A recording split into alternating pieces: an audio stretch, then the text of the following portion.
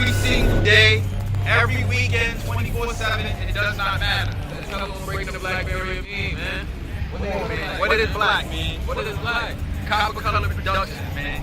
The copper color king cash more than money, man. Let's get it. Black King, stand up for understand what black is. It's the essence, it's the culture. We've been on this earth, you heard? The Bronx was called for Apache. Huh?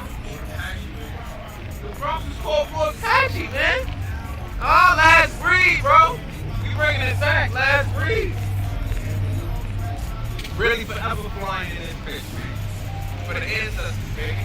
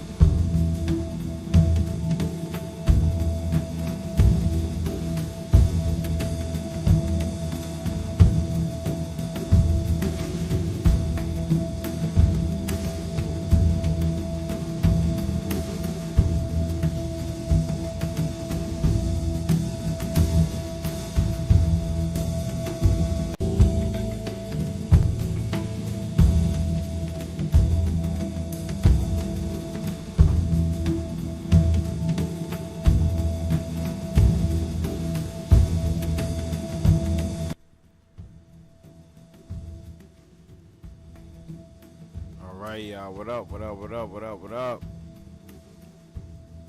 What up, man? It's the Copper Color King, man. We back in this bad boy with some more good content, man. We back in this bad boy, man. For those who are going to tune in live, or for those who are tuned in live, man, we back with part 3, the Melungeons of America, man. We talking about them folks, the mixed race folks from down south. Yeah, man. So far we learned that these people are of Sephardic Jewish and Muslim origin, man. Moors, North African, Spanish, French, European Moors, copper-colored swarthy people, mixed race. Yeah, man, we learned a lot about these Melungeon folks. We learned a whole lot, and it's tough because a lot of this ancestry, you know, it follows a lot of black people of America today. You know, you get up with your aunts, you get up with your uncles, you find out, like, I bet maybe your great-grandmother or your great-grandpa, you know, they come from these societies, right? A society like this.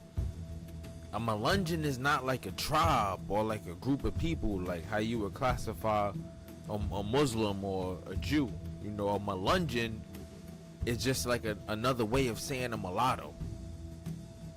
That's what a Melungeon is. It's another way of saying, oh, this person is a mulatto, right? It's not saying like this person belongs to a group of people, to a tribe, or can be classified as such.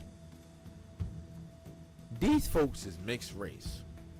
And when I say mixed race, I'm referring to the Moorish folks who came over here to the Americas, whether they were indentured servants or whether they were slave owners, no matter what it may be, and the American Aboriginals. The true copper-colored American Indian. Right? We mixed in with these folks, right? And when I say we, I like to speak on behalf of my copper-colored brothers and sisters, right? But I want to extend it just a little bit further, right? When I talk about copper-colored, I want to let it be known. We not only talking about American Indians on this side, right?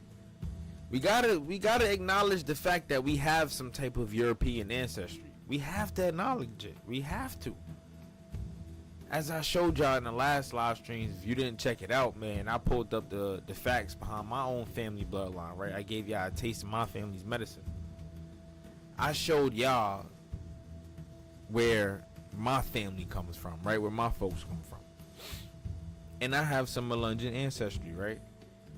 And some of this being French Huguenot, you know, Portuguese, American Indian, you know, whatever tribe it may be, Tuscaroran, Cherokee, no matter what it may be, I put y'all on, right? This stuff flows through our bloodline, you know, it flows through our blood, and we got to understand it, right? And the last one, we spoke about a lot of the diseases and stuff that sprung from Melungeon communities, right? Due to the intermixing, the mixing, things that we weren't supposed to do. You know, we mixing in with other people that aren't of our same DNA or blood type, bringing upon many new diseases and stuff that eventually haunted us here in the future, right? And we could run it back. You know, I'm gonna run it back. We could go through some of those diseases just a little bit more, because me and Cuz, we're gonna do an episode about it, right? Here on the Morals of Money platform, we're gonna do an episode about it. And we're just gonna talk about some of the things that became a problem due to mixing with people that we weren't supposed to mix with, right? According to the Most High, right? We got to keep it within the tribe. But in that same token, man, like I said, we got to acknowledge the fact that we have this European ancestry in our blood. So before I even get into chapter 3 of the Melungeons in America book, right, the Lost Tribe, the Lost Tribes, I wanted to play a clip for y'all real quick, right? And in this clip, we have a copper-colored brother talking about his Melungeon ancestry, right? And this man is almost the same skin complexion as me, probably a little bit lighter, just a little bit, which makes it even more interesting, right? Because he would still be able to be classified as black, right? But a Melungeon is a mulatto. However, this man is a black man. So this goes to show how far deep history goes for us, black people here in America. What is black? What is black when we have so many different ethnicities to hide behind, right? You got to identify. Claim your set, Claim your gang, claim your role. Like I continue to tell people, it's not a game over here, man. It's not a game over here. So let's continue, right? Like I said, I got a clip for y'all. I want to roll this clip before we get back into the book. Let's check it out. What it do, Chicken Stew, man? We live. It's the Copper Color King. This is the first and probably the last time I'm going to ever show my face. Right? First and probably the last time ever. It's a good night tonight. I ain't gonna lie. Sipping on some margarita juice. I'm not a heavy drinker. You know, I'm against it. But we worked really, really hard to get to where we are on the platform. So I had to celebrate, right? In addition to that, I love the folks who've been supporting. So I wanted to kind of vibe out while we did this one, right? So let's continue. Oh, I lost a viewer because of that. Let's continue though. Let's check it out, man. Let's do what it do. So, in the clip, it says, what does it mean to identify as Melungeon? Let's check it out. What does it mean to be Melungeon? In the mountains of Virginia and other Appalachian states, mixed-race people have long eked out a living, while questions about their intriguing origins have persisted. Multimedia reporter Billy Shields caught up with members of the Melungeon Heritage Association during a recent meeting. One person's identity at one moment in history might be a different identity in a separate moment. The way you were raised and the things that you were told about your own background, how did all of that play out in your own life? You might hear the term Melungeon, and what would that mean to you? I never heard that term other than my dad would talk about my salad. Look at the brother. He would always say, He comes from a Melungeon community, though. Check out his ancestors. Kind of give me this What story. that look like? She was an Indian or Native American, Indian, and much, if he you would ask always me, man. describe her If as you ask having me, this for sure. real long hair that came down almost to her waist in the back, and he just always described that, but didn't go into detail. That was it. It's like pulling hen's teeth from him, try to pull this information out. It was interesting, but still I didn't know a lot. But I think my dad was interacting with the cousins that he grew up with and knew and visited with, and it was just something that I don't think he even realized that was a missing link for me. And actually, some of them I worked with and didn't know I was related to them. Do you think it's a situation? He said some of these Melungeon folks he worked with and did not know he was related to them. That's crazy, right? Because it shows how far deep the mixing has gone. You done mixed in so much that your cousins are around you and you don't even know it. This is a copper-colored brother. Mind you, he just showed us an American Indian ancestor. This is the same story for the majority of us, right? And people call me pretendian, right? It's so funny because it's like, I'm not trying to sit here and claim that I'm 100% Aboriginal. None of us could do that, I feel, in my personal opinion, because there's some mixing down the line. But in that same token, we gotta pay homage. We gotta understand that we connect to this stuff in some way, shape, or form. So we gotta pay homage, and we gotta understand where that connection lies. Let's continue. Where there were things that maybe your dad didn't want to talk to you about. Perhaps this was a more complicated narrative than he wanted to go into. My dad really didn't. I think he was more protecting me from a lot of the things and things that were going on during that time. Why? In North Carolina and also in Virginia. Just coming from the north to the south, we always traveled early in the morning. I didn't know why. Of course, cars got New York plates on it. He'd want to gas up in Washington, D.C. first and then make it all the way in. I said, Protecting him from the oh, no, I want to get gas here, not knowing that the racism, segregation, and all those things were taking place at the time. Yeah. So he and my mom Mind both you, this protected, is the Melungeon community he comes from, mixed the race two community. young kids. It's crazy. One of the things that you sometimes hear among the Melungeon community, some people would say that there are Portuguese sailors that ended up in the mountains, or Turkish sailors, that kind of thing. with the advent of genetic testing, has that changed the identity that's been passed down to you from your family at all? Or is this just, you've done the homework already? I'm still seeking information. Finding out about this, it was just like overwhelming for me. It was just a Mixed lot. race folks.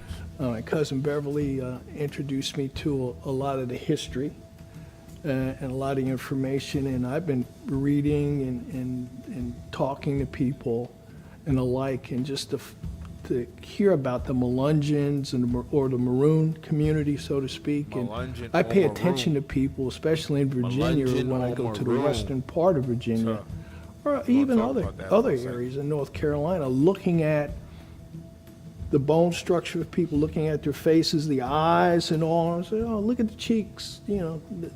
And I'm looking at all these things, and sometimes I have actually run into somebody that is actually Native American because I see a T-shirt that they may have, but they're not as dark complexion as I am. And I asked them, you know, just strike up a conversation, Listen, and then listen. here we go with, yeah, you know, this is my heritage. But you can see either the European or the African or the Native American mixture in these individuals. And I pay attention to that now. Different ethnic groups will have a sort of a cultural identity. How would you characterize the Melungeon cultural identity? I think it's becoming more prevalent. People are talking more about the community as a whole. They're accepting it more, and with, of course, the internet and Google, people are starting to actually receive the truth about what really occurred. That history was purposely, strategically suppressed for certain reasons. That history was purposely, strategically suppressed for certain reasons. Why? Well, of course, it's to cover up the true identity of the American black man, the black American, the African American. It's to cover up the true identity, because the minute we find out what we connect to, that's the very moment we disassociate with whatever indoctrination they got going on over there, man. That they got going on covering black people. It's so much that goes into history. And they covered it up. They suppressed it for certain reasons. The brother just pointed it out for y'all, man. Let's continue. And the theory, if you had just an ounce or less of either Native American blood or African blood, then they pick and choose. If you were brown skinned like me, you say, well, you know, he's black. They put me in that category, but you know, we're all kind of mixed up in that. But the community at large is starting to grow. It's starting to expand, and the truth is coming out. And I think it's really getting to the point where people are really curious. They want to know, but also once they find out the truth about this particular community and how the triracial community is actually all over the United States and actually all parts of the world, it's like, hey, you know, let's accept it. It is what it is. We can't turn back the clock, so to speak. As far as your own... All right, so we heard what the brother just said.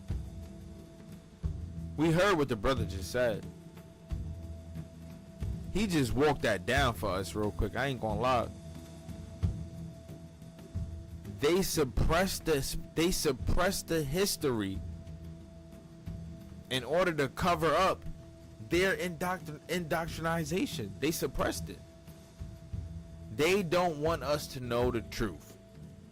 They don't want you to know that you not an African, right? Pretty much.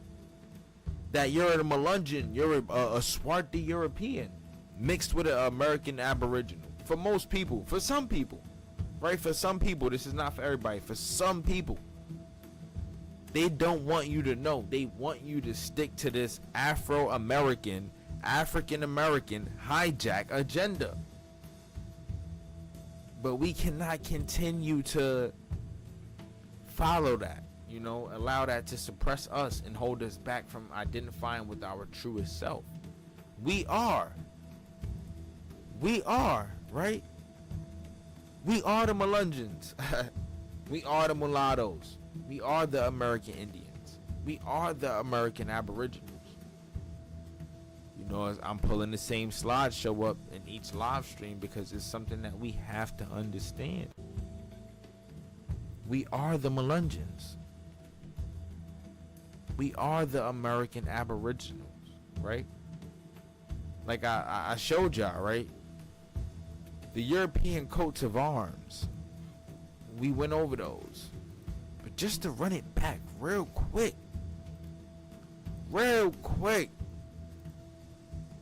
I just want to show y'all. What do you have here? Swarthy Europeans, man. Black people from Europe. What book is this from? The European coats and crests of arms. Right? Great Britain and Ireland, Dominion of Canada, India, and Australia. People really be thinking that I be really capping, bro. I be ready to turn up.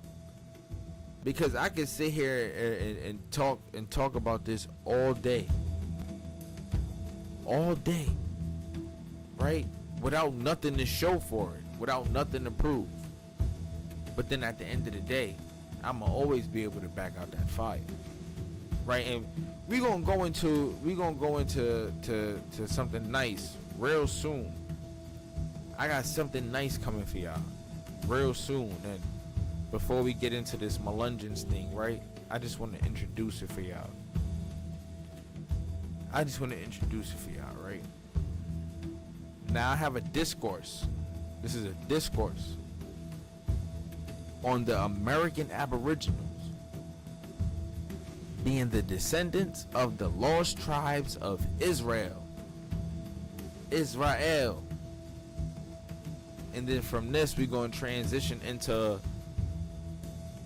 basically the snake, the serpent, and sun worship here in America. Quetzalcoatl. Yeah, there was a Jesus in America before there was a Jesus over there in the East. All of that. But yeah, like I said, man, we are back into the book Melungeons, the last lost tribe in America. And in this part, we're going to talk about 1492 and why that was a propitious year, as it states in the title. Why it was a propitious year. Why it was a good year for the Europeans who traveled over here to America. We're going to dive deep into it, right? And I haven't read into this chapter myself, so we're going to learn about it together. We're going to learn more about it together, right? And from what I know about the European era, before coming to America, we have the Inquisition, the expulsion of the Moors, you know. We have the religion wars, shall I say, where we have Catholic peoples fighting against Muslims and Protestant Christians, people who do not want to convert to Catholicism, right? And a lot of these people being crypto Jews behind closed doors. That's what it is. As a matter of fact, let me just show y'all real quick. What is a crypto Jew? A crypto Judaism is a secret adherence to Judaism while publicly professing to be of another faith. Practitioners are referred to as crypto Jews. The term, right, let's continue, is especially applied to historically Spanish and Portuguese Jews who outwardly profess Catholicism, also known as conversos or Moranos. Moranos, Maroons, Mulattoes, Melungeons, all the same thing. What is a Morano? A Morano is one of the terms used in relation to Spanish and Portuguese Jews who converted or were forced by Spanish and Portuguese crowns to convert to Christianity during the 15th and 16th centuries. See, right? Like all of these words, they give multiple words the same type of definitions, right? But they switch it up by giving it different classifications, right? The same thing with the race system here in America. Black, white, African American, Asian American, Spanish American. Different classifications to switch things up and eventually confuse you so that you don't know where you come from. You don't understand your family's ancestry for these specific reasons, right? And it sucks. I understand it sucks. Trust me, I feel the same way. It sucks for me because I love to learn, right? And I would love to learn more about my family. But I can't because they done hidden my family's ancestry behind this black classification, right? Thank God I've been doing the research because I've been able to find out more than what they would have told me or taught me if I was in school. Due to finding out information like this. We know what a Morano is. We know what a crypto Jew is. It's the same thing. Basically, it's the same thing. And we understand that in Europe, people were being forced to convert. And those who did not convert were being shipped off as slaves here to America, or being tagged into indentured servitude contracts. So being that they work over here in America, they work for their freedom here in America, pretty much. They work for their freedom. They work for assets. They work for wealth. That's what that was. That's who these people, these Melungeons, this is who they are. This is what they come from. Crypto Jews, Moranos, Moors, Blackamoors, Mulattoes. It's all the same thing. Right?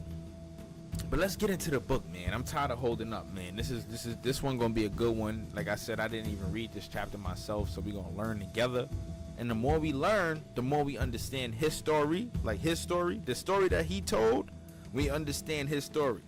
And then we connect the dots with our story, and then we put it together so that it's no longer a mystery. That's how things work. Let's continue. Alright, so chapter 3. 1492. A most propitious year. The closing decade of the 5th century, in the year 1492 in particular, were momentous for world history. In closer section, 3 events occurred that were to have profound international implications and the affect especially the people who would become Melungeons. Right, let's check this out. First, the last Muslim stronghold in Spain, Granada, fell to the Christian reconquest on the 1st of January of the year. Moors across the Iberian Peninsula were faced with the necessity of either converting to Catholicism or leaving, dipping off to where? Right?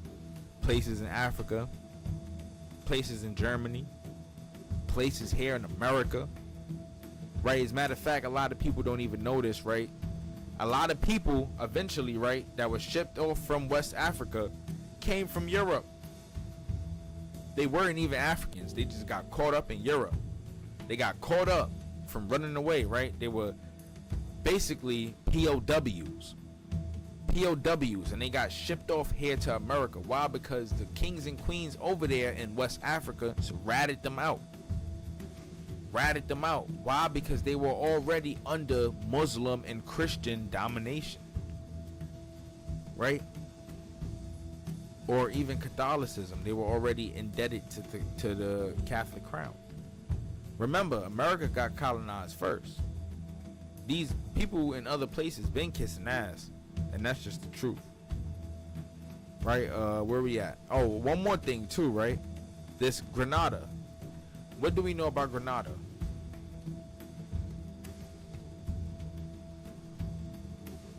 Moorish Granada. What can we find out? And I know I have some information on this. Maybe we might have to come back to it. We might have to come back to it. Let me see. Let's check it out, y'all. What we got? And I'm happy we could do this live, right? I don't mean to slow this up.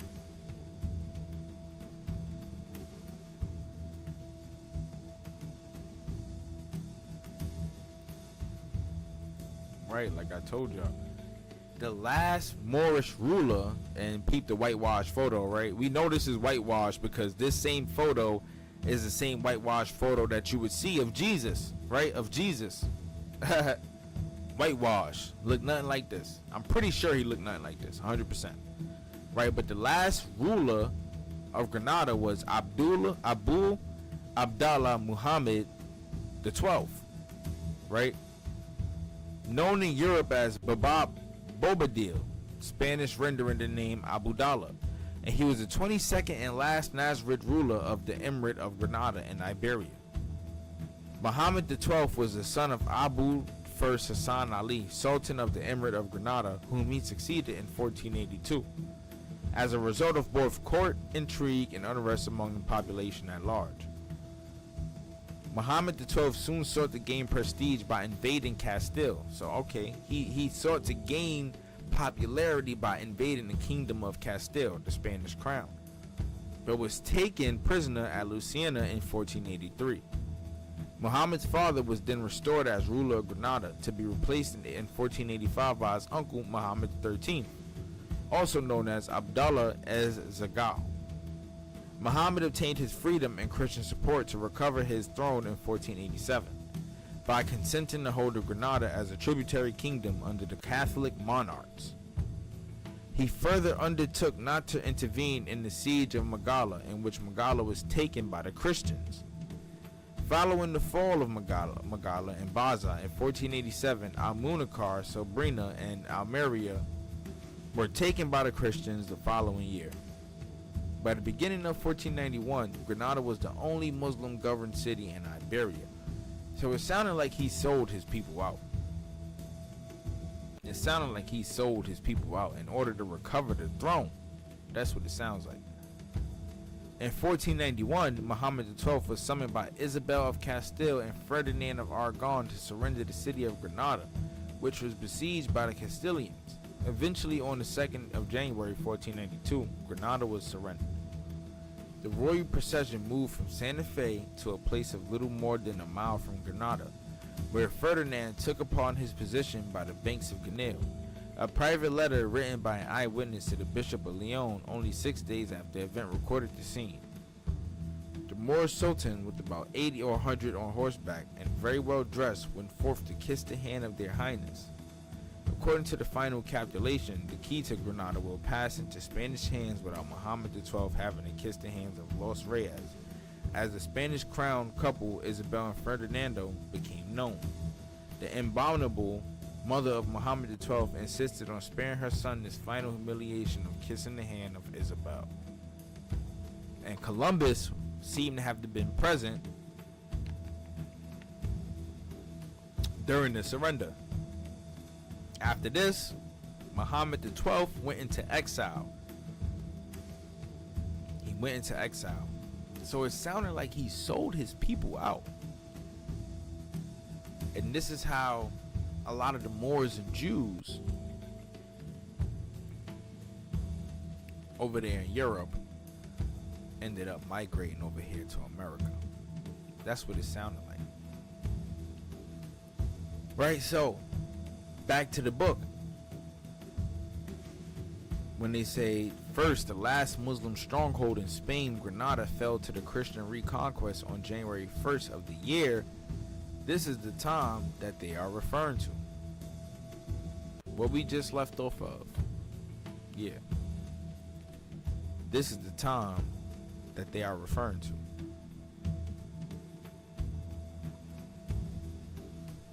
And it's crazy, right? It sounded like he sold his people out. That sounds crazy, right?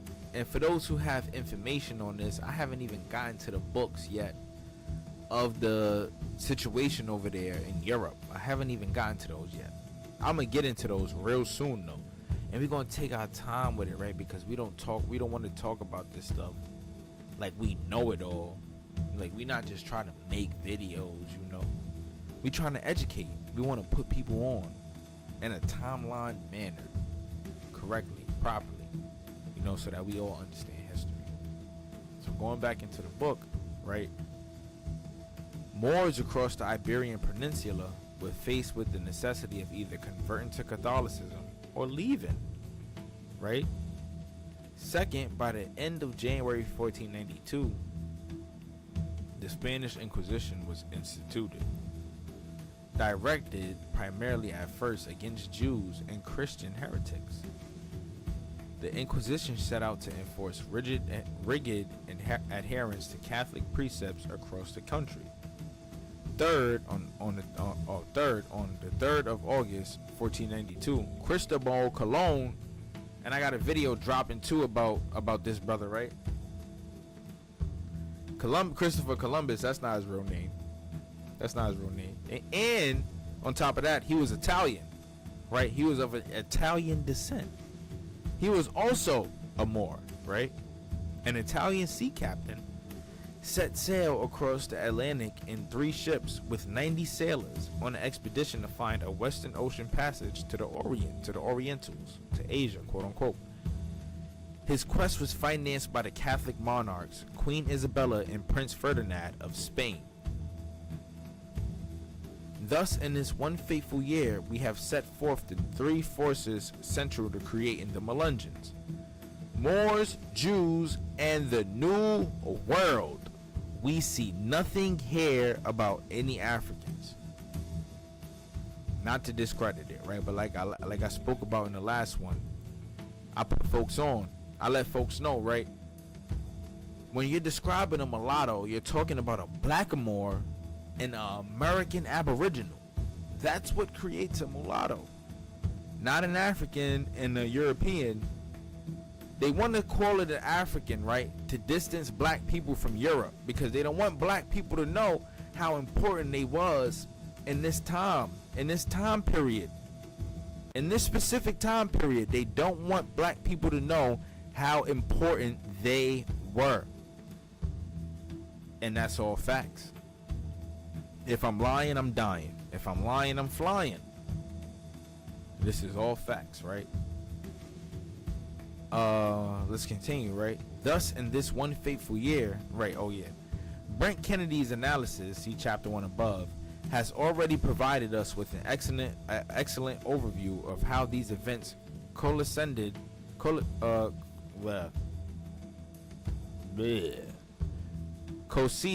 into the, drop a comment if y'all can pronounce that for me, coincided into the arrival of the persons on the American shores who would come to be called Melungeons. The purpose of this chapter is to provide some additional commentary and documentation concerning who exactly these people were, where did they originate, what was their culture, and what did they take from the old world to the new. Woo! We about to go in with this one, baby. Hot fire. This is good information, so let's pay attention, right? And I'm gonna be making a lot of references, so we're gonna run through this one pretty slow. All right, so they're talking about the Berbers. Who are the Berbers? Who are the Berbers? The Berbers, and they're gonna show us those hijacked pictures, man, all hijacked. The Amzagi or Amazighan are a group of distinct ethnic groups indigenous to North Africa who predate the arrival of the Arabs. Who are the Arabs? The Arabs are those, right? The ox on the corner store, right? For those who don't know about New York, the light-skinned Indo-European, right? This is a Arab, not a black man. That's why they say before these people. Before these people. Before these mofos who claim to be Arabs now, right? They claim to be Arabs now, but man, for those who know, you gotta understand, man. they hijacked the entire copper-colored diaspora as an entire hijack, right? But yeah, they predate the arrival of the Arab migration to the Maghreb. Their main connections are identified by their usage of Berber languages, most of them mutually unintelligible, which are part of the Afro-Asiatic language family. They are indigenous to the Maghreb region of North Africa, where they live in scattered communities across parts of Morocco, Algeria, Libya, and to a lesser extent Tunisia, Mauritania, northern Mali, and northern Niger. These people are not African. They are not African. So when you're looking on these places, when you're looking at these places on the map, let's just remember, they are Berbers, Moors. They are not Africans, not the new Arabs. Those who are indigenous, they are not Africans. So let's keep that in mind. Let's continue. So let's first consider the Berbers, who, when they crossed the Straits of Gibraltar in 710 to conquer Spain for Islam, became known as Moors. Right? Some Melungeon peoples. Yeah, a lot of y'all may have an uncle, right, who may look like that. Right? According to Brett and Fentress, the Berbers were and remain a group of loosely aligned tribes dwelling in northern Africa. While some dwell high in the Atlas Mountains, branches of Atlantis, that's why they call it the Atlas Mountains, but we're going to get into that in another one. I got some fire for y'all. Where they subsist as herdsmen. Others, such as the Tuareg, have operated across Saharan trade caravans since earliest times. Although each tribe has to some extent its own dialect and cosmology, Berbers as a whole have a decentralized social structure based upon kin groupings. They are fierce, resourceful warriors who frequently feud with other tribes. They also are patriarchal and greatly value tribal anatomy. In many respects, their lifestyle resembles the Celtic culture of the Scottish Irish, which may have made their cohabitation with members of this ethnic group in rural Appalachia comfortable and mutually appealing. Why are they the same? Well, because the indigenous Scots and the indigenous Irish folks would be considered Moors as well. They shared the culture. Not only did the Berbers dominate Spain, but they dominated most of Europe. And let's not remember what I like to point out to people, this man right here is the description of indigenous European. This is Cheddar Man. That's a black man, right? We see him on the street. You see the color of his skin, no matter the blue eyes. You look at the nose, the hair, everything about it tells you that this man is Negroid.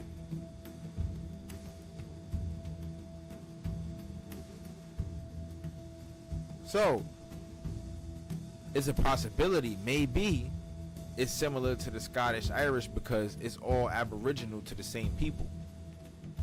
Huge possibility. We can never sleep on it, and this is why we do the research.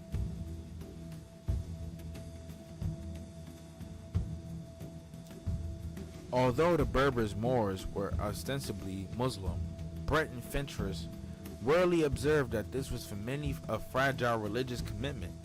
Much like the quasi-Christianized Celts, the Berbers were at heart an animistic people, seeing spirits dwelling in the landscape, stars, moon, sun, animals, and vegetation. Yeah, they were sun worshippers. The North African Moors, the Berbers, those tribes were sun worshippers, a lot of them. At least according to my research. But I guess we're going to learn more, right? Physically, they were and are distinctive in appearance. Typically, Berbers are dark-skinned and dark-haired, have wiry, slender bodies, high cheekbones, long, narrow heads with high foreheads, and slender nostrils. They are dark-skinned, dark hair, slender bodies. However, this does not mean that these people are African. Let's just keep in mind, melanated people existed all over the world, and this proves it. This proves it.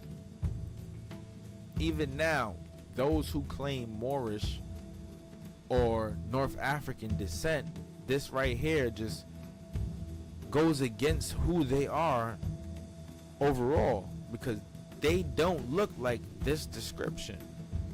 Black people in America look like this description, right? And they're saying, right, this is very close phenotypic examples would be to the Melungeon descendants. See photos, previous page.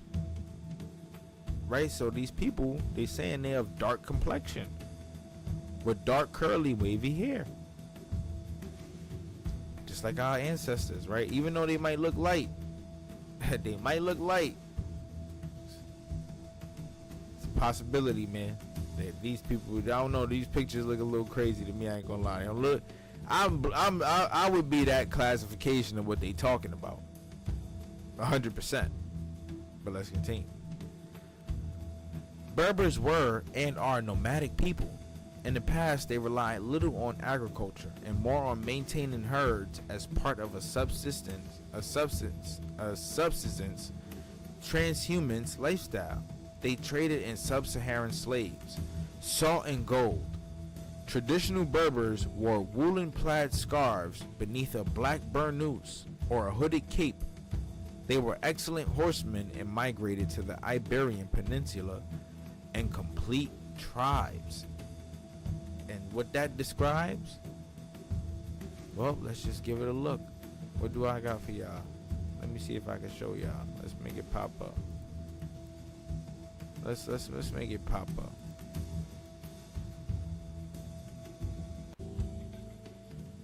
What does that describe?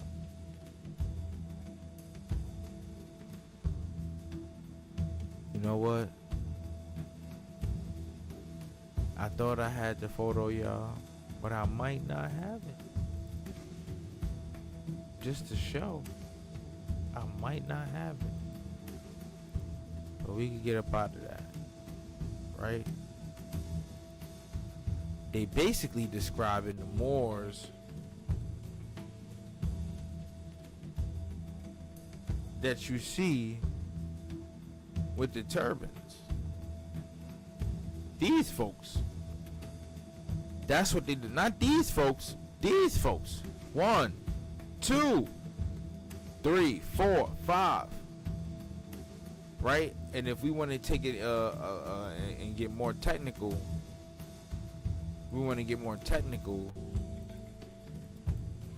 that's why I like pulling up the facts, man.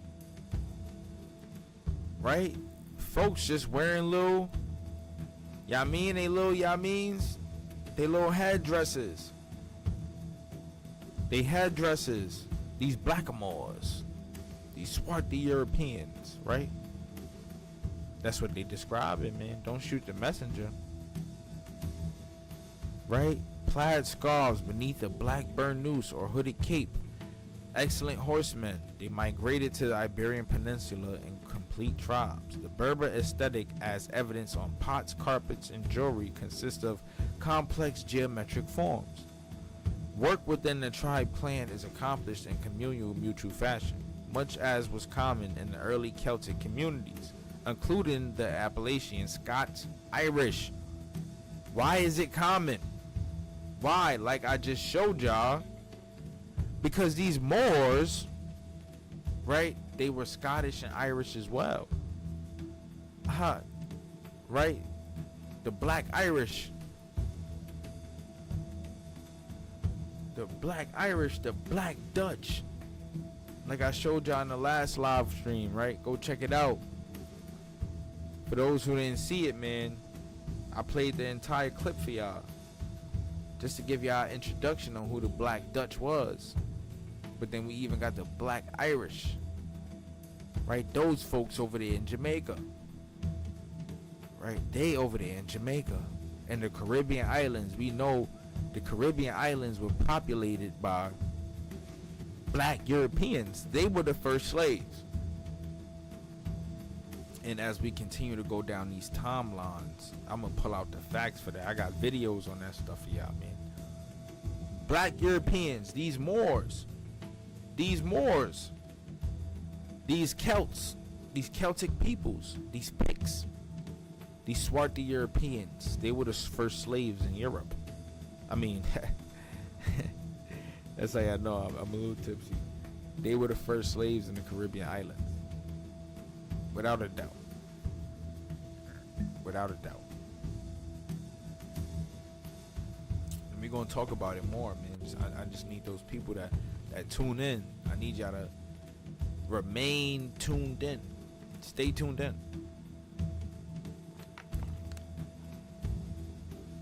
Right, what else I got for y'all? The preferred location for their villages is in a remote mountainous region. Their homes are built facing a central courtyard within a fortified enclosure. Brett and Finchers write, Berber villages are regularly found on an almost inaccessible summit dominating a valley. Defense and a desire for isolation from their neighbors must have been predominated in the choice of site. The migration into the mountains resulted from an acute sense of threat from neighbors as well as predatory nomadic tribes, and it created an extremely high population density. So they basically saying that these Berbers, they took their nomadic living and they brought it over here to the Americas. Basically, they brought this style over here with them to the Americas, which explains how they ended up in the mountainous regions of Appalachia. Now, you look at the people in Appalachia now, they don't look like Moorish black Americans. That's because things have changed over time. You know, most of us live in hoods. You know, areas like you know, poverty-stricken areas. Even though some of Appalachia is poverty-stricken, we live in hoods. And a lot of our families left these areas over the course of time. So things have changed. However, this would further, like I said, explain why they started off in mountainous regions, you know, in order to isolate themselves from people who could further reduce the population they were trying to create. These people were trying to survive because they were coming from situations where they could not survive. Even though some of them were slave owners. Let's make that clear. The Berber household design was also distinctive. According to Brett and Fentress, the only excavated example of an early medieval Moro settlement comes from Spain. In Valencia, the castle or Hissen of Uxo shows a number of extremely simple dwellings, 1 or 2 room houses, clustered but not touching, and backed against the hillside where possible, and front terraced open space over the functions of a courtyard. The Moors and the Jews. This is going to be a juicy chapter as well. Well, part of this chapter. Remember, we're in chapter 3. For those who are tuning in, we are in chapter 3 of the book of Melungeons, the lost tribes here in America. The Moors and the Jews. The material from Brent Kennedy, chapter 1 above, well describes the Berber Moorish invasion of Iberian Peninsula in 710 and their subsequent presence there until the end of the 1400s. What I want to add to his discussion is some additional detail that will help our understanding of Melungeon origins. First, according to Fletcher, we must recognize that the Berber Moorish influx into Iberia during the 8th century was massive, likely around 1 million persons, 1 million Berber Moorish people migrating into Iberia, migrating into Europe. 1 million.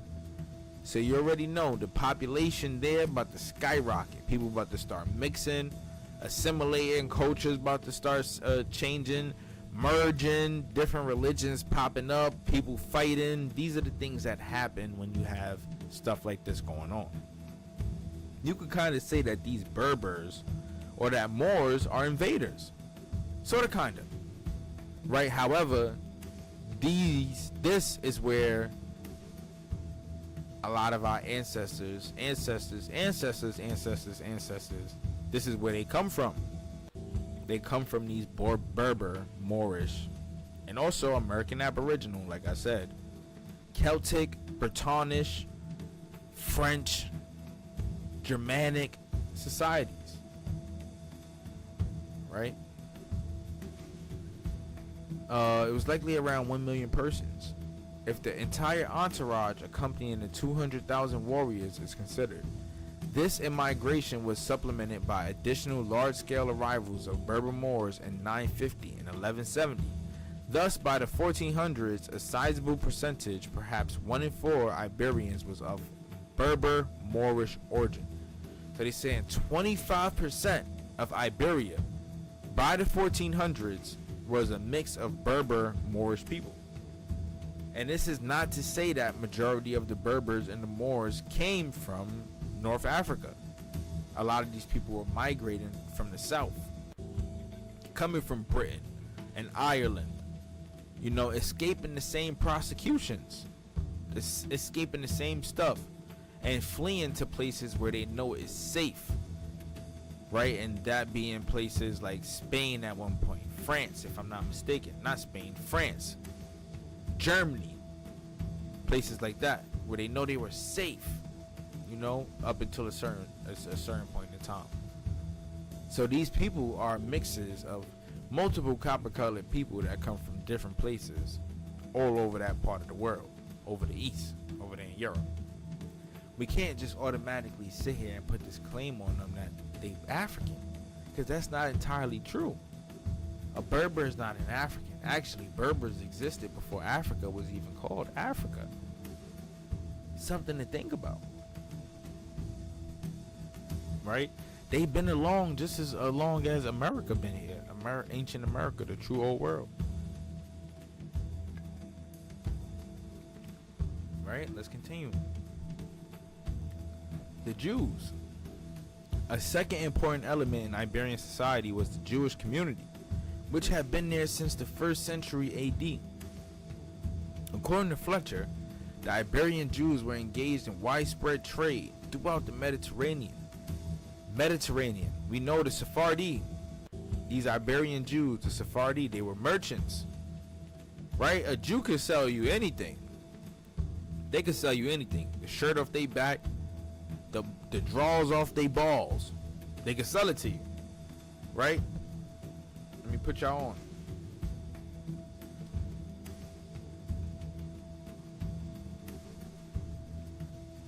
And I hope the music ain't too loud, right? What this says. So, the Sephardi Jews in the Netherlands. The community of Sephardi Jews in the Netherlands, particularly Amsterdam, was of major importance in the 17th century. The Portuguese Jews in the Netherlands did not refer to themselves as Sephardim, but rather as Hebrews of the Portuguese nation. The Portuguese-speaking community grew from conversos, Jews forced to convert to Catholicism in Spain and Portugal. They were fleeing to the north, like I told y'all, right? Who re-Judaized under rabbinical authority to create an openly self-identified Portuguese Jewish community. As a result of expulsions from Spain in 1492 and Portugal in 1496, as well as the religious persecution by the Inquisition that followed, many Spanish and Portuguese Jews left the Iberian Peninsula at the end of the 15th century and throughout the 16th century in search of religious freedom. Some migrated to the newly independent Dutch provinces, which allowed Jews to become residents. Many Jews who left for the Dutch provinces were crypto Jews, right? People who were practicing, under certain banners. We spoke about that. Others been here since New Christians, who despite their conversion were targeted by old Christians as suspect. Some of these sought to return to the religion of their ancestors. Ashkenazi, and that's something different. Alright. So, we understand these Sephardi, these were merchants. That's what I was trying to tell y'all. Sorry. So what it says, Amsterdam became one of the most favored destinations in the Netherlands for Sephardi Jews because many were merchants and traders. These were the big money getters. These were the big money getters. They went after the big bucks. That's who these Jews were. The Sephardi. They went after the big bucks. So, when they say the Iberian Jews were engaged in widespread trade throughout the Mediterranean, these merchants were dominating the trade across the Mediterranean and generally enjoyed better treatment under Islamic rulers than Christian regimes. Why? Because they was ducking. They was ducking that. They was trying to get away from that because they was trying to get these Moors and Jews to convert.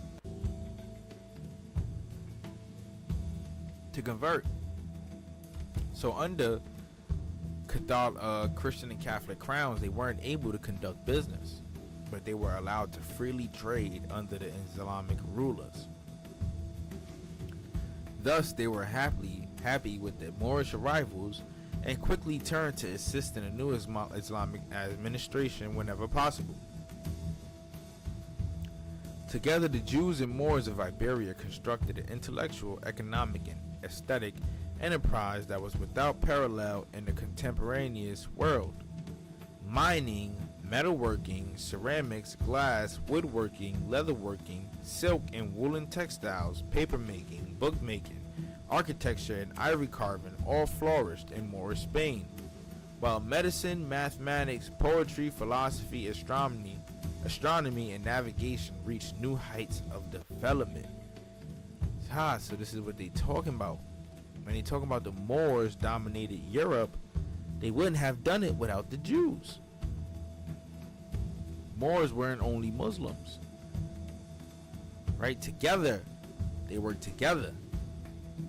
This is what history doesn't tell us. They leave this stuff out. That's why the brother said they leave it out. They leave it out so they could further their agenda. They don't want us to know or ever understand that we were these powerful people. We held it down this much. In addition to us already being American Aboriginal, mixed race, a lot of us, some of us, we also held it down over there on that side, big time. We were the creators of the society that we see over there today. They just made it a very demonic, negative thing. Ooh, let me stop it right there. Slow down, big dog. Slow down. We don't want them sniping us up out of nowhere, man. I ain't trying to take it there. It's late. Let's continue, right? The Inquisition. So they're gonna talk about the Inquisition now. The flourishing of human creativity, however, came crashing to an end with the Christian reconquest of the peninsula. The fall of the last Moorish stronghold of Granada in 1492 signaled the death knell of this unrivaled period in the Mediterranean cultural efflorescence, a span that had lasted 700 years. They dominated Moorish Spain, or the Moors dominated, and it said it lasted for 700 years, big dog. Long time, man. No wonder why they hate on us so much. Concurrent with the reconquest came the attempt by their most Catholic monarchs, Ferdinand and Isabella, King Ferdinand and Queen Isabella, to purify their kingdom of its Islamic and Jewish taint.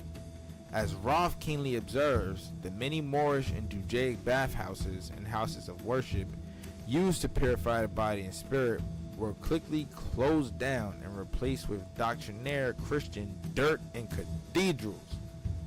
They replaced the place where you clean your body and you worship the Most High. They replaced it with dirt and cathedrals.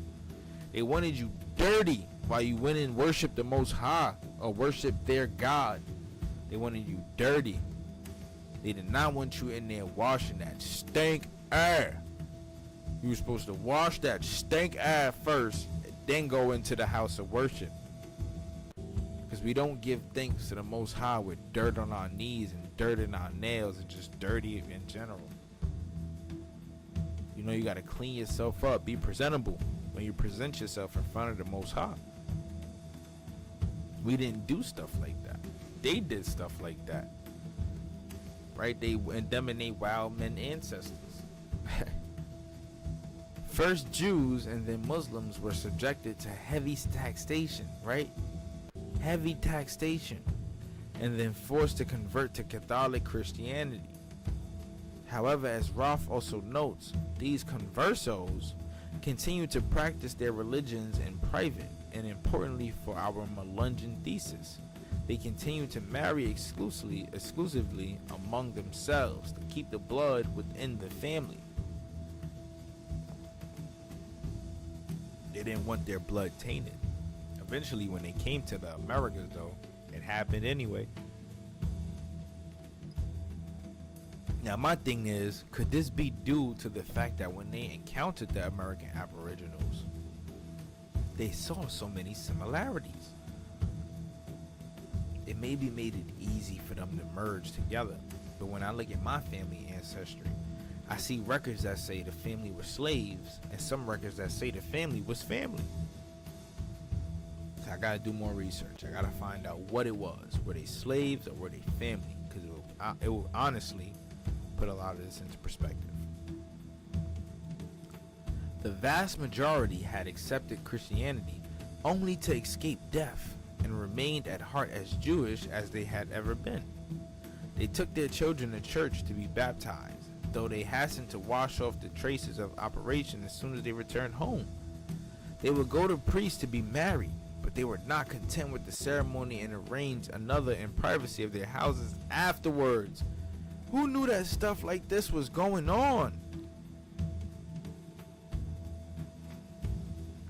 So, what we gotta understand is that you have a lot of families out here today, Christians to the bone, but their ancestors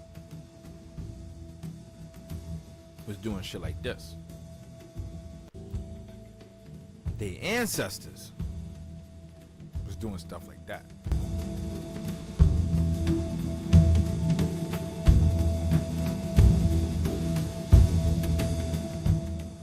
Their ancestors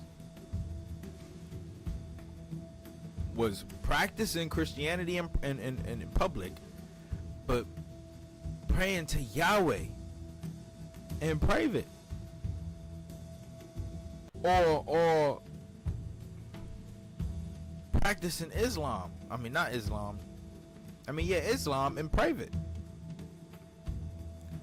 But yet we be in them churches today, losing our minds, going crazy. It's crazy how history works, because take a look at that. We went from practicing our religions in private to openly worshiping theirs.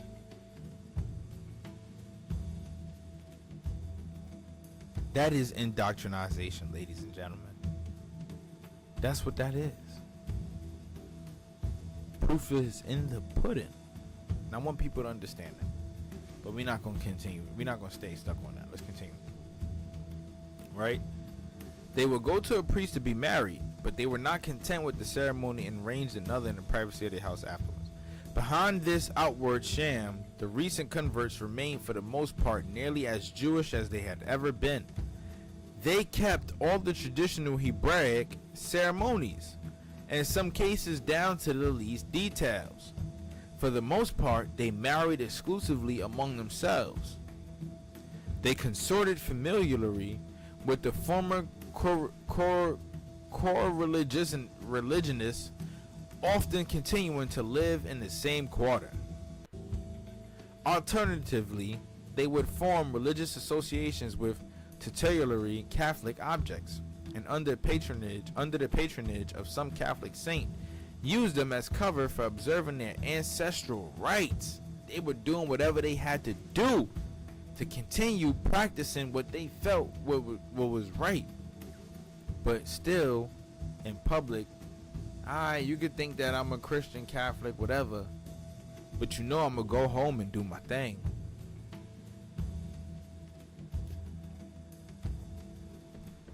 And they're saying that these people who were partaking in these activities were merged into the Melungeon societies, which a lot of black people come from. So cheers. This is your ancestry, black man. Let's continue. By descent and belief are largely in practice, they remained as they had ever been before the conversion. They were Jews in all but name, and Christians in nothing. Tuh. Let's borrow again. Sorry, y'all.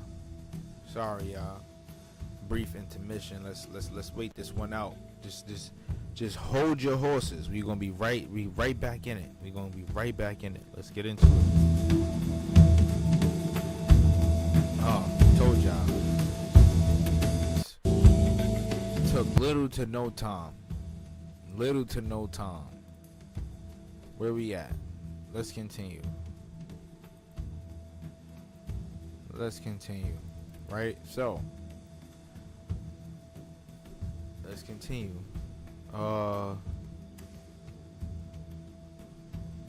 Christians in nothing but form. Moreover, they were able to transmit their point of view to their children, who were as little sincere in their Christianity as their fathers had been. In Jewish life, they were known as Enusim, or the forced ones. But as they were through the streets, the pure-blooded Spaniard would scowl after them. Marrano, he would mutter, with expectory contempt. The word is an old one meaning swine in both its literal and figurative sense. Marrano, young Jew. And you seem. Let's Google this one.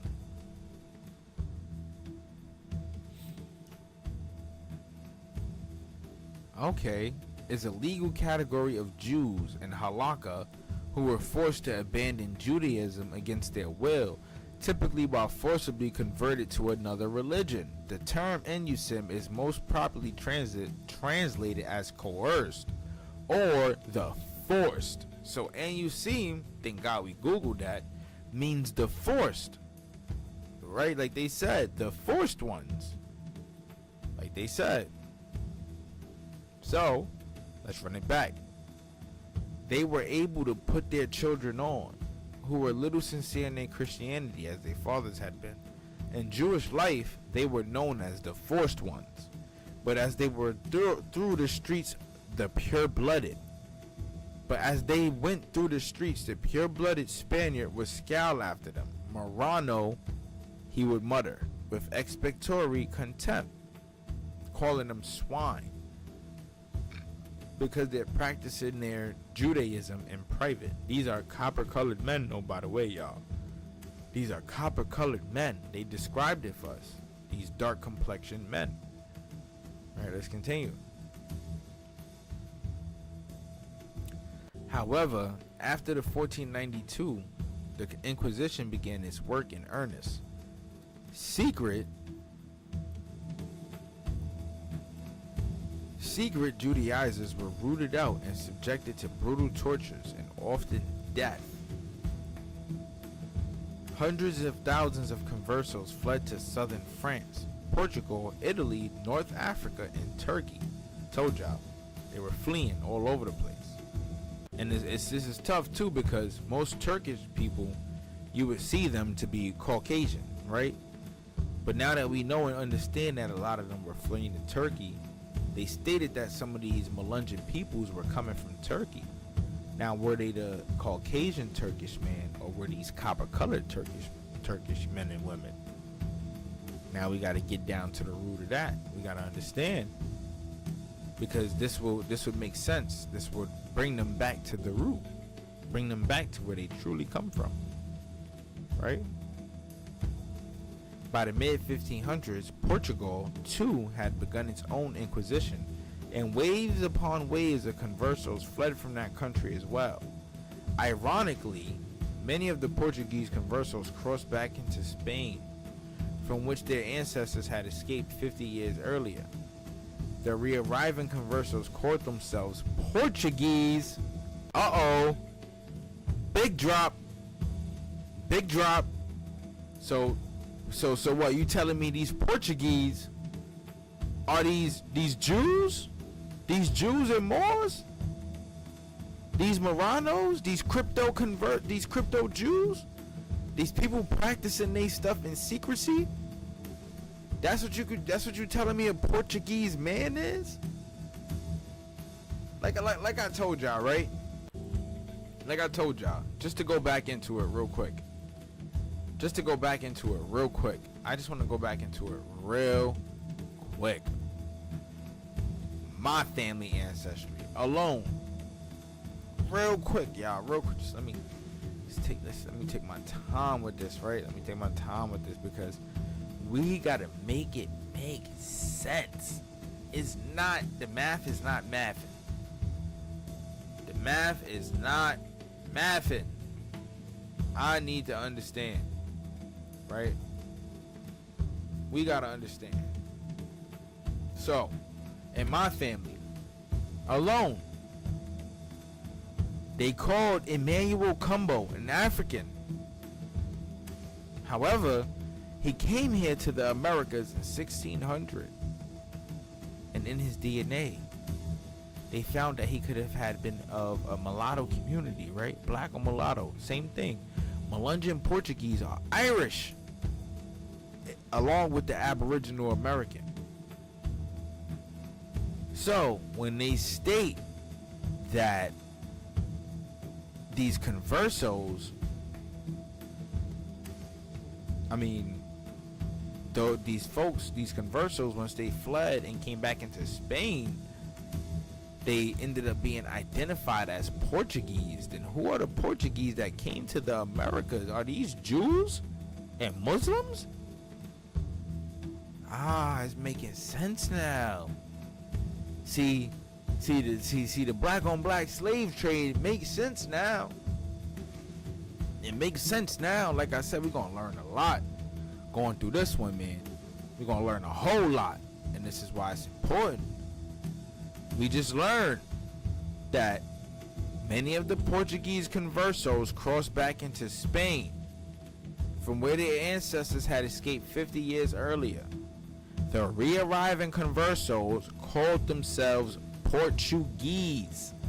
So these crypto Jews, these Jews and Moors, ended up identifying themselves as Portuguese, and it is likely in this way that those who became Melungeons gave their ancestry as Portuguese. What did I just show y'all? Melungeon Portuguese or Irish, Scottish Irish, all Moorish,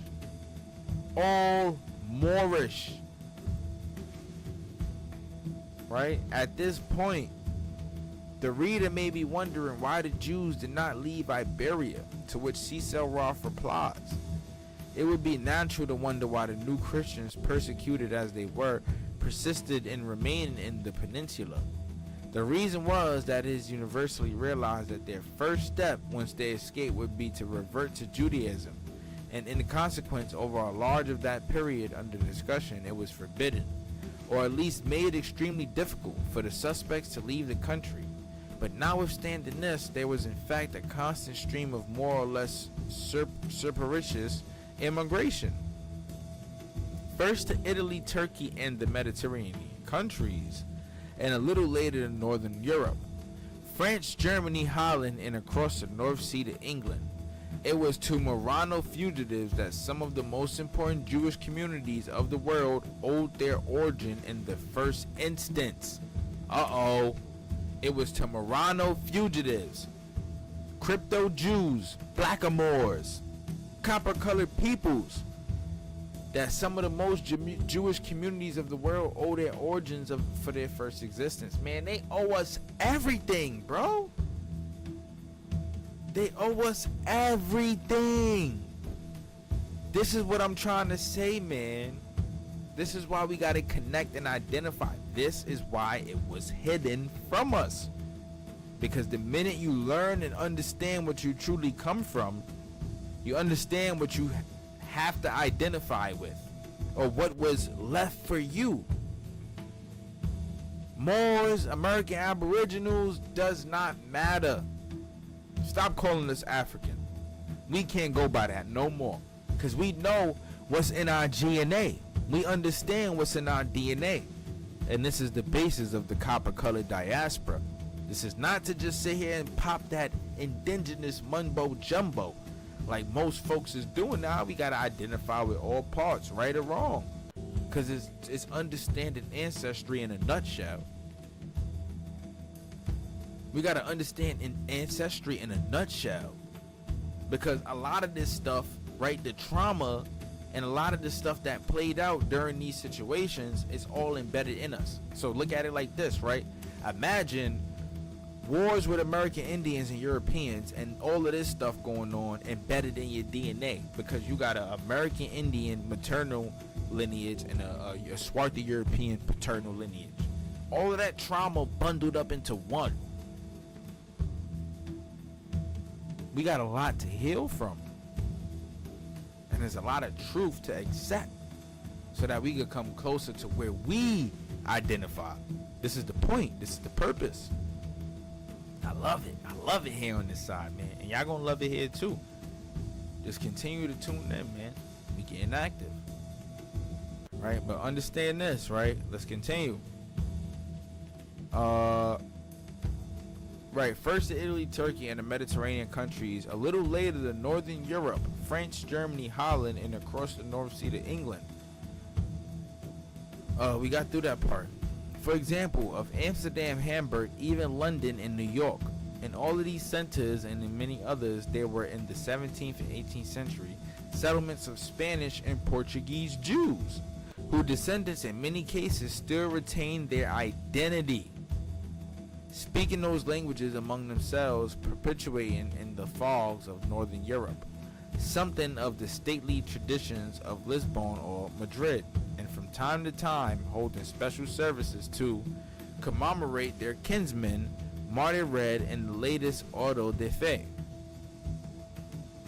In some ancient synagogues, indeed with a touching conservatism, a prayer is still offered up on the most solemn occasion of the year, on behalf of the co-religionists in peril at the hands of the Inquisition. The mental caliber of these fugitives may have been gauged by the bare mention of the names of some of their descendants.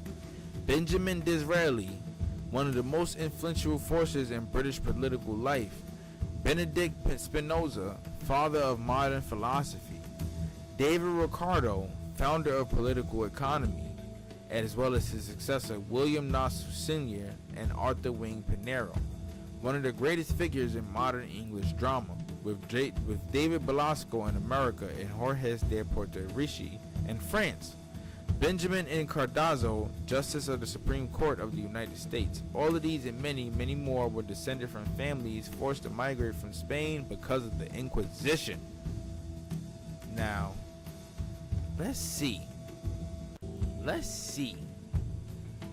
just see something, right? I'm gonna pull up a random name. Let's see if this is whitewashed.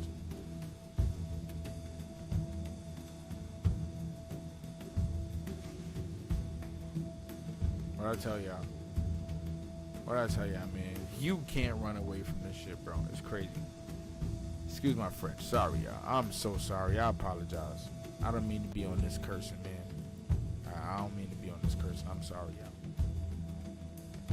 By the mid-1500s, having hounded most of the Judaizers out of the country or burning them to death, the Inquisition turned its attention to the secret Muslims or Moriscos dwelling in Spain. Moriscos, this same word, you will see it pop up in a lot of texts regarding the history over there in South America. As we go deeper into that, we're going to see this word pop up a lot. And like I said, they use these words to classify the same groups of people just in different places. Melungeon, mulatto, Moor, Mezizito, Marrano.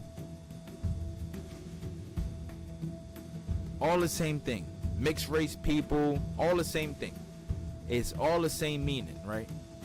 The secret Muslims and Moriscos dwelling in Spain in 1556, the Arabic language was forbidden.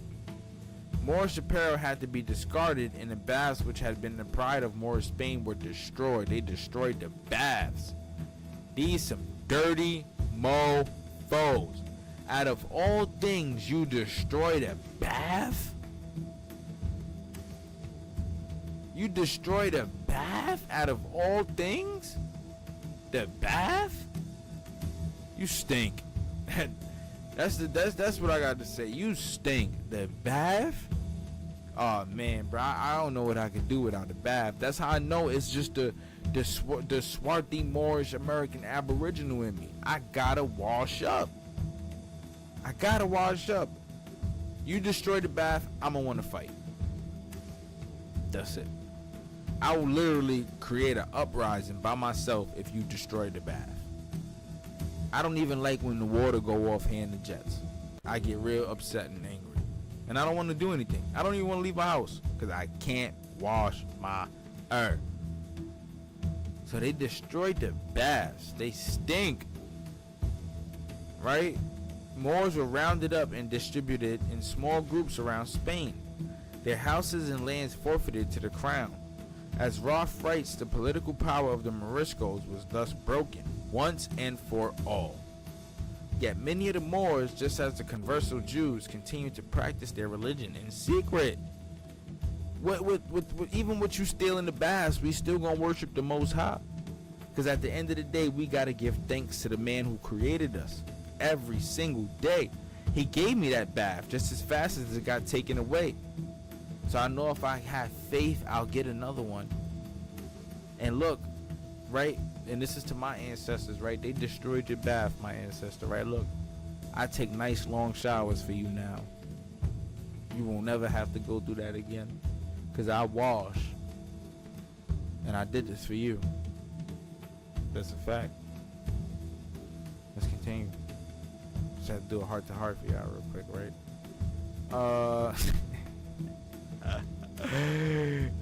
Yet many of the Moors, just as converso Jews, continued to practice their religion in secret. The Spanish authorities responded in April 1609 by banishing all Moriscos. See, now this is around the time when they start making their way here to the Americas. Even though they've been sliding with Colombo in the 1400s, 1490s, this is where a lot of our ancestors start touching down here in America. Let's continue. The Spanish authorities responded in April 1609 by banishing all Moriscos.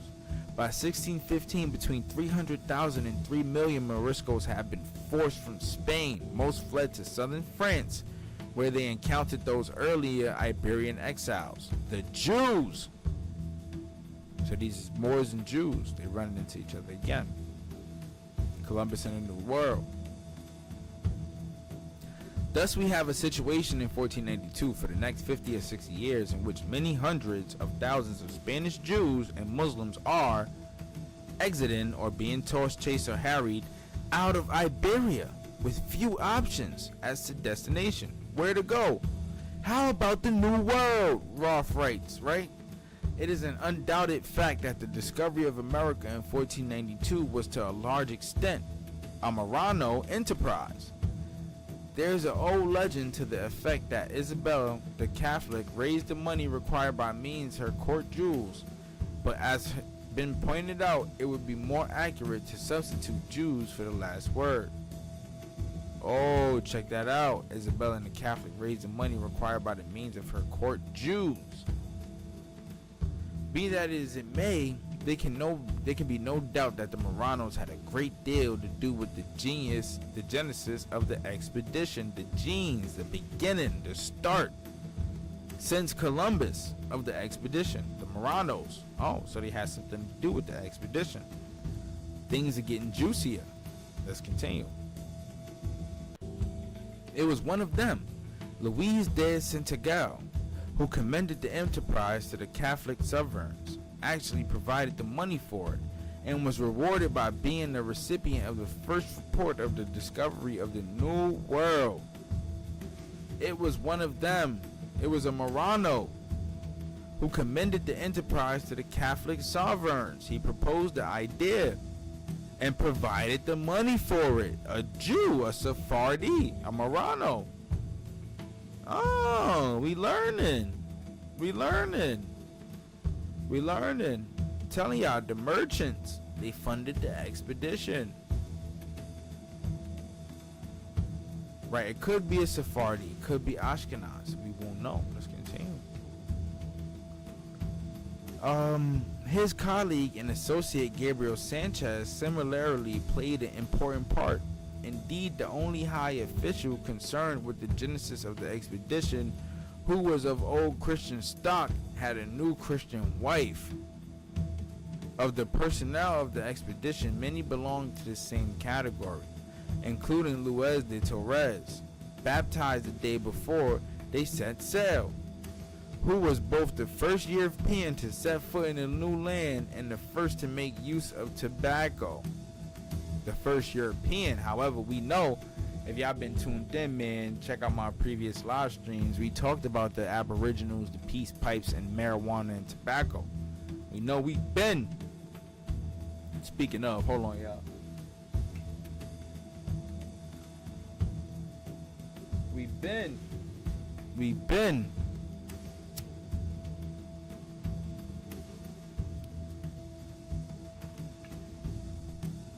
dealing with the peace pipes, man. And Mestre Bernard, the ship's physician, who had not long before figured at trial on the charge of Judaizing. In the circumstances, it was not remarkable that crypto Jews from Spain were eager to seize the opportunity of finding a fresh home and openings in the new continent. Crypto Jews looking for a fresh home here in America. Looking for a crib here in America.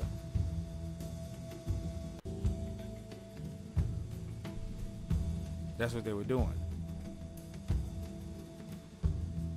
The immigration began at an early date, and there were even Marrano conquistadors in the little band which followed Cortez to conquer Mexico.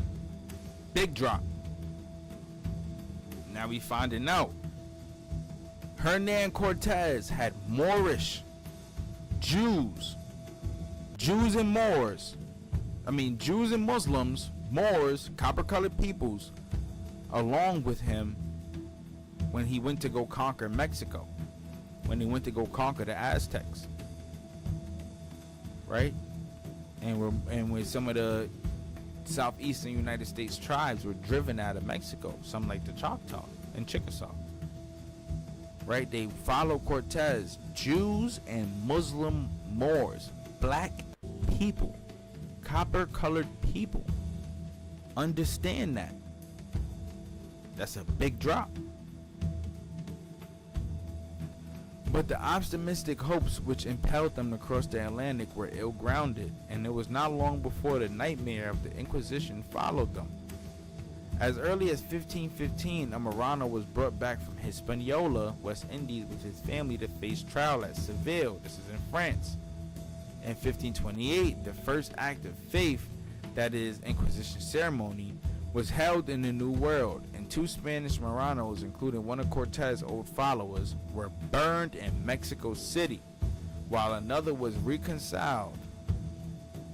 In 1569 and 1570, Philip II of Spain secured the establishment in the city of Mexico of an independent tribunal of the Inquisition of those models of those which flourished in his European dominions, for the purpose of freeing the land which had become contaminated by Jews and heretics, especially of the Portuguese nation. Oh my God!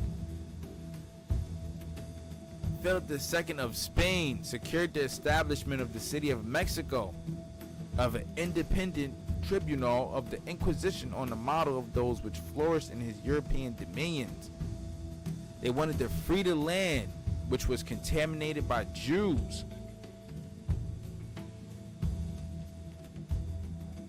Portuguese men and women who found homes in Mexico, right? King Philip of Spain, the Catholic King of Spain, wanted to demolish all of the Muslim Jews and Moors that were finding homes in Mexicans in Mexico. Madness, bro. I don't know what made them hate our people so much, but it's madness, right? Thus, it was small wonder that persons of Jewish or Moorish heritage in the early Spanish colonies would tend to be wary of practicing their religions openly. Yeah. Them Caribbean folks, like I said, your ancestors.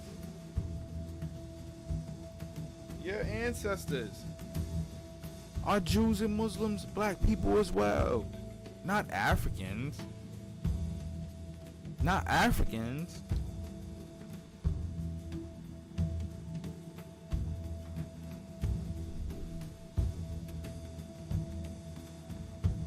Right? So what? It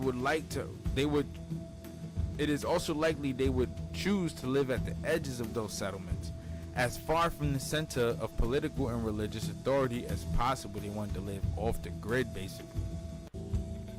And so, via Spanish expeditions or through France, Holland, England, or Germany, or via Turkey, Italy, or Morocco, there descended upon American shores from the mid-1500s through the 1700s a motley crew of Sephards and Moors at different times from different ports, possessing different means and abilities. They came to America, and some of them, it seems, made their way to the Appalachian Mountains. And there we have it, y'all. Chapter 3 of the Melungeons, the Lost Tribes. We just learned a whole lot. We learned a whole lot in this one. They gave us so much drop. Right? We know what the crypto Jews are, the Marranos. Those being the same people. How, due to the Inquisition, they made their way over here to America. Not only that, but we learned that these people are copper colored. These Melungeons, these Sephardi Jews and Moors came over here, created a Melungeon society, mixed race peoples, mixing with the Aboriginal American Indians,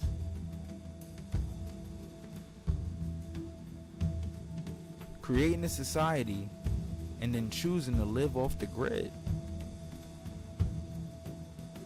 Thus how they ended up in the mountains. However, today, these same people can be classified as black. Like I told y'all.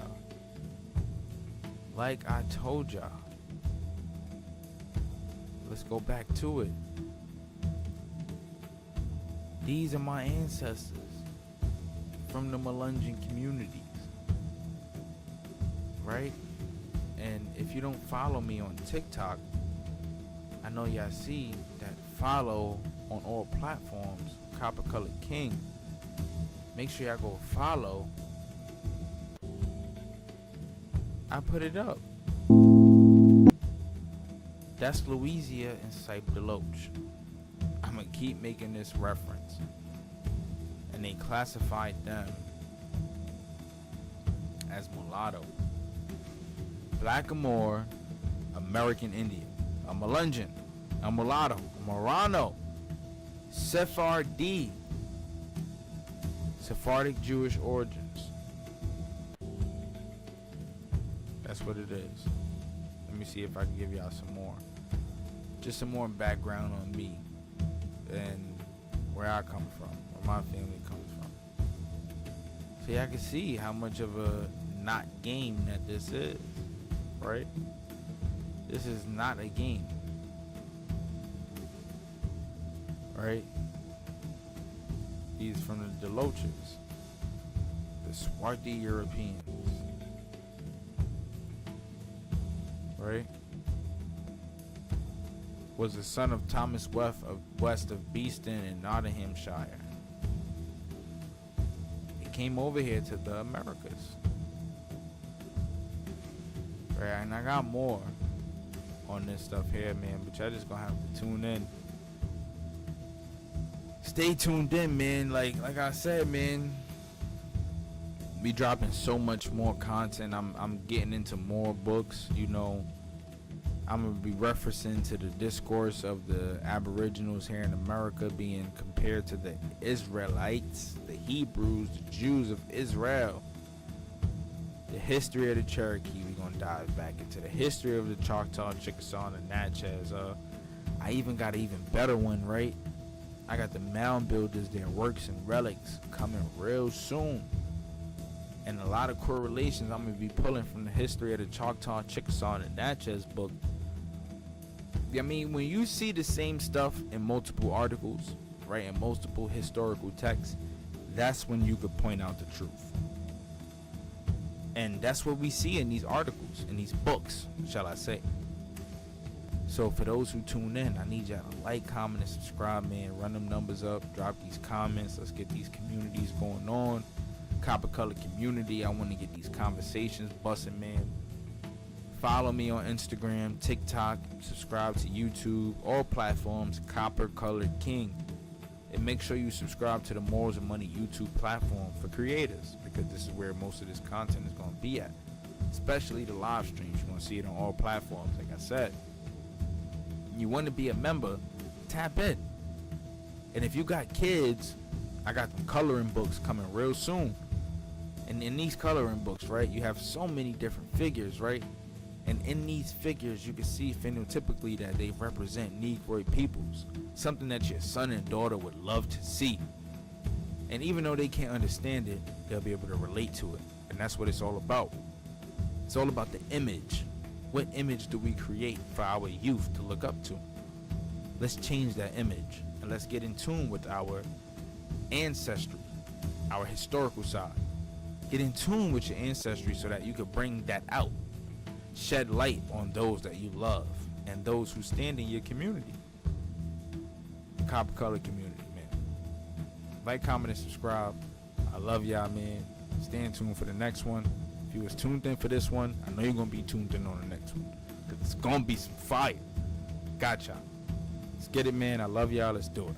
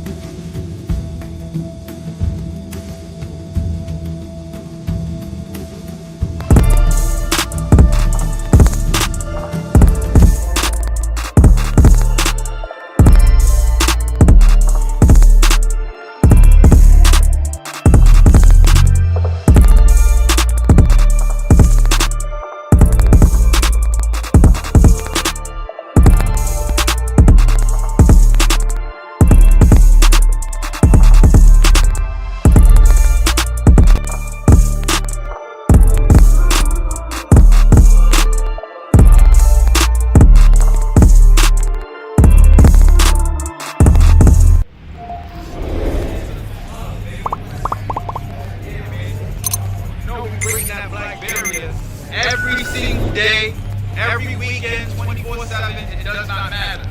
Tell them to break the black barrier mean, man. What is black, man? What is black?